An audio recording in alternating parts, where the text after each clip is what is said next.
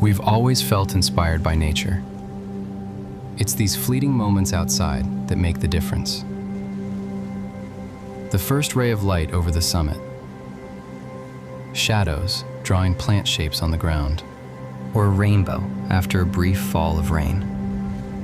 Light changes everything. It makes colors glow, shapes appear softer, and brings movement into stillness.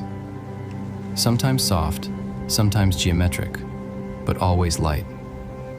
Because sometimes nature is the biggest artist. That's the simple idea. Delighted by nature.